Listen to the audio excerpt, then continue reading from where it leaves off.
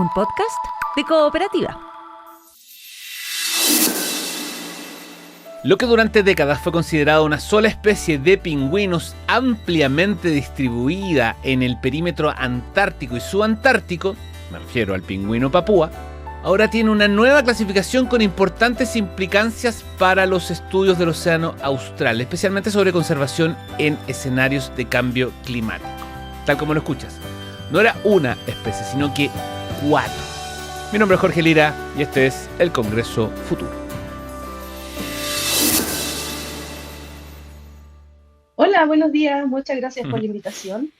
Gracias por acompañarnos para contarnos esta historia. Primero cuéntame acerca de el pingüino de Papúa, digamos, porque al final es tal vez menos conocido que otros que tienen mejor prensa, por decirlo de alguna forma, ¿no? Como el emperador, en fin, como los que... cuéntame acerca de cuáles son las características particulares que tiene este pingüino de Papúa y que te llevaron a ti a investigar más acerca de él. Bueno, el pingüino papúa es uno de los objetivos con los que he estado trabajando durante los últimos 10, 12 años. He estado estudiando distintas especies de pingüinos, sin embargo el pingüino papúa es bastante característico, ya que presenta una amplia distribución a través de todo el océano y es súper abundante en Antártica. Cuando uno va a la Antártica, es de los primeros que se te aparece, y también habita en la región subantártica, como en las Islas Malvinas o Falkland. No tenemos habitantes en Chile mismo, pero sí en el Canal Beagle frente a Puerto Williams también hay unas colonias nuevas ahí. El pingüino papúa interesa porque es una de las especies más ampliamente distribuidas de pingüinos. Habita distintos ambientes, tanto, como te decía, muy abundantes en la región antártica, pero también en islas de Sudamérica, el Océano Índico, el Océano Pacífico y las del lado perteneciente a Australia. Entonces, llama mucho la atención esa amplia distribución y empezamos a realizar en el año 2015 estudios genéticos con pingüinos papúa, caracterizando cómo son sus colonias en términos genéticos, qué tan parecidas son genéticamente, y nos dimos cuenta que era un patrón completamente opuesto a lo que se ve en las especies de pingüinos distribuidos ampliamente. Espérame, y tú me dices que habitaba, por ejemplo, aquí en el Océano Austral, pero también me hablaste de el Océano Índico de Australia. Por lo tanto, Es que, hay una característica también en términos de, qué sé yo, de clima, ¿no? De adaptación al clima. exactamente, o sea, estamos hablando de ambientes muy heterogéneos, que Claro. tienen muchas diferencias ambientales. Entonces, si bien hay especies de pingüinos que tienen una distribución similar subantártica, como los pingüinos macarroni o los pingüinos penacho amarillo, los rockhopper que se denominan, o el mismo pingüino rey, la característica principal de Papúa es que también habita Antártica y de manera muy exitosa. Entonces, es de esperar que probablemente no sean similares genéticamente, porque ser exitoso en tantos lugares no es rentable en términos evolutivos. O sea, unos tienden a especializarse en un ambiente o en otro. Entonces, eso nos llevó a estudiar la parte genética, la composición genética y ver qué tan similares son a través de todo el océano austral. Dali, ¿y cómo es que logras, o sea, cómo es el proceso de este estudio genético? Digo, estoy pensando en la gente para que se lo imagine, que determina además que hay 4 especies, digamos, que no solamente era una sola, sino que es un par más, digamos. Sí, este es un proceso súper largo, que no solamente lo inicial es que hay que ser capaz de ser realistas. No tenemos el financiamiento para acercarnos a todas las colonias de la distribución. Entonces, este es un estudio que, si ven la cantidad de coautores que hay, esto es porque hacemos redes de colaboración a través de todo el mundo, de gente, por ejemplo, que va a la isla Kerguelen constantemente y contactamos con ellos. Hay otros que van a otra isla y que contactamos con ellos, y entre todos hacemos un trabajo colaborativo. Ellos nos envían las muestras de sangre y en el laboratorio las procesamos y ahí vamos analizando. Ahora, se me olvidó la pregunta inicial. Disculpa.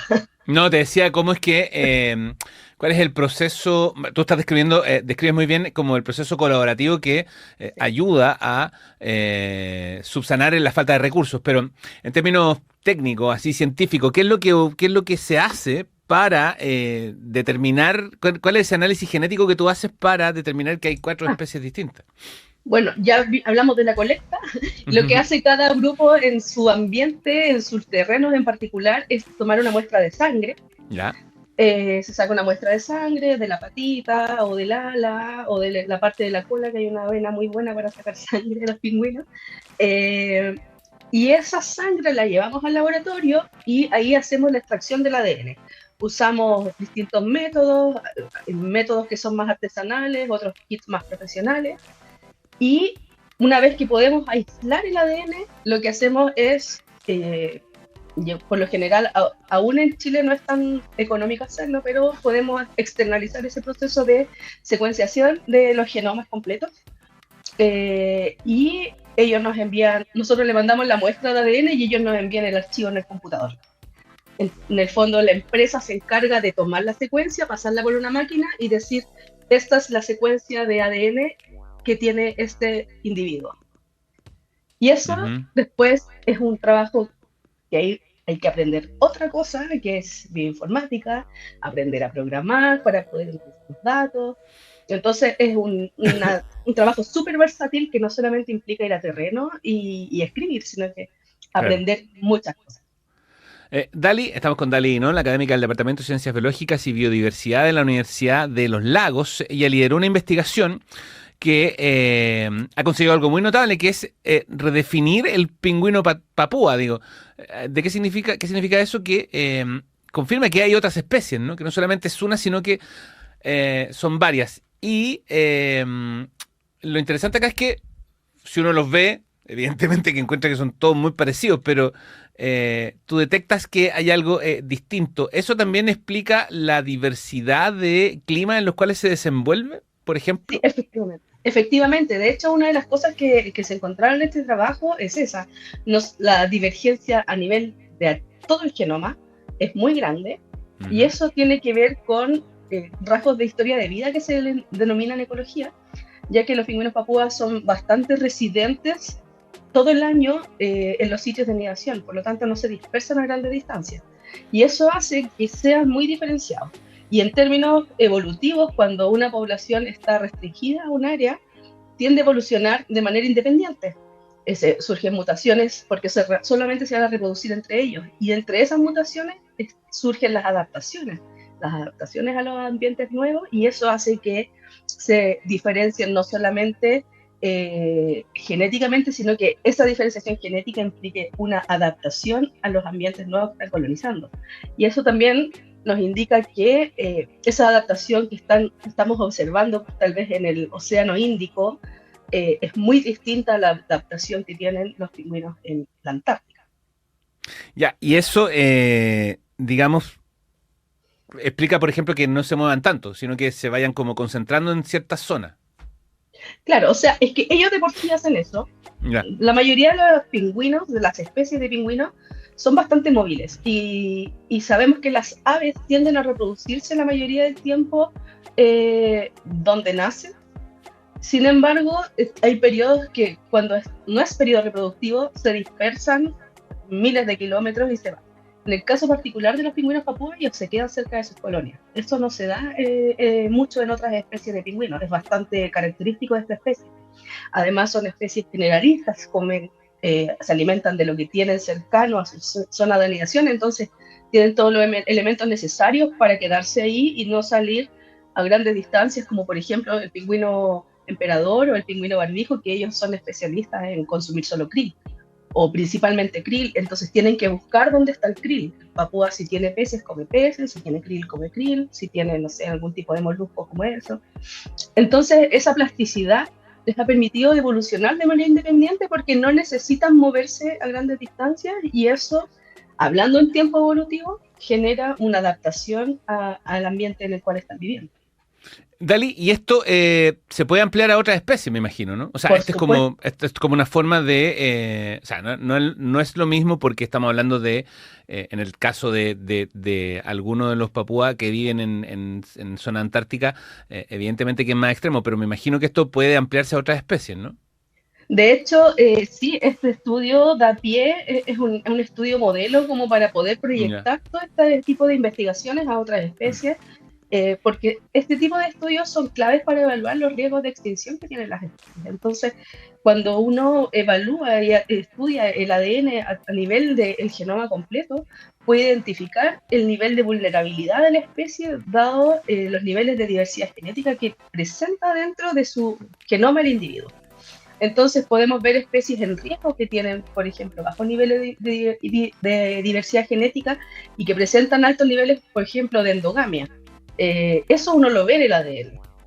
Entonces, eso nos permite identificar esta especie está en peligro de extinción, esta especie tiene un alto potencial de perderse en un pequeño o mediano corto tiempo. Ujú. Entonces, es totalmente extrapolable y mi idea es que podamos utilizar este estudio como un modelo para poder identificar la biodiversidad, como se denomina biodiversidad críptica, que muchas veces creemos que es una misma especie. Sin embargo, estudiando el ADN nos damos cuenta que están siguiendo los linajes, caminos evolutivos completamente independientes y no necesariamente afecta su composición morfológica, pero sí en términos genéticos están adaptados a características ambientales principalmente bastante diferentes. Espérame, y esta información se vuelve más valiosa, además, en contextos de cambio climático, donde se están produciendo fenómenos o se están revelando fenómenos, qué sé yo, migraciones o etcétera, que en diversos lugares del planeta, de los que no se tenía información o noticias porque efectivamente no habían ocurrido antes, y el cambio climático, o los efectos del cambio climático, perdón, están generando ciertas cuestiones que a la luz de esta información que tú revelas o que de esta investigación y de sus conclusiones, podría ser muy valiosa, ¿no? Sí, efectivamente, y de hecho en Chile se está llevando a cabo una iniciativa, que es la iniciativa Mil Genomas Chile, que Ujú. está intentando poder conocer la biodiversidad a partir de la secuenciación de los genomas, porque hay estudios, por ejemplo, hay estudios en nutria, que es como una especie bastante icónica, que muestra, secuenciando un genoma, que las nutrias que tenemos en Chile, tanto el huillín como el chungungo, son las nutrias que presentan menor diversidad genética en todo el mundo Ujú. y que son las que tienen mayor riesgo de extinción. Entonces necesitan medidas de protección en particular. Entonces la idea de Mil Genomas también es poder conocer el estado de la biodiversidad chilena a través de su genoma. Y es Ah, una iniciativa colaborativa y en la que yo claro. participo activamente y dentro de ella estamos estudiando los genomas de los pingüinos papúas, dentro de miles de especies. Esta investigación de la que estamos conversando con Dali Noll fue publicada hace poquitos días, el 23 de abril, en la revista Communications Biology, y fue liderada por nuestra entrevistada, por cierto, que es doctora en Ciencias, mención Ecología y Biología Evolutiva. Y esta pregunta, Dali, se la hago a todas las personas que estudian estos temas. ¿Cuántas veces has estado en la Antártica? Cuatro veces. Ya, 4 veces muy bien. con la esperanza de seguir yendo, Eso, obvio. generando nuevos proyectos para poder estar en ese lugar que es, o sea, un paraíso en el que uno siempre quiere volver. Tal cual. Oye, bueno, y me imagino que siempre son meses de preparación, además, tiempos en los que hay que trabajar mucho, porque las condiciones son extremas, en fin, esa es toda una experiencia, ¿no? Sí, sí, totalmente. De hecho, empezamos a trabajar o a planificar los terrenos si son, no sé, diciembre o enero. En agosto ya estamos enviando el material para terreno, estamos preparando, no sé, el equipamiento, la logística. Yo como trabajo visitando distintas colonias, por lo general me embarco en los barcos, ya sea de la Armada o otro barco que esté disponible a través del Instituto Antártico Chileno y vamos visitando distintas colonias, ajustamos nuestros muestreos a los tracks que se van a hacer en esa temporada. Tenemos colaboraciones internacionales con cruceros internacionales que transportan científicos y que tienen el alcance para llegar a lugares muy lejanos en los cuales no tenemos la Ujú. posibilidad de llegar a través de las embarcaciones chilenas. Entonces sí, es toda una logística que se requiere al menos 6, 7, 8 meses de anticipación. ¿Para estar cuánto?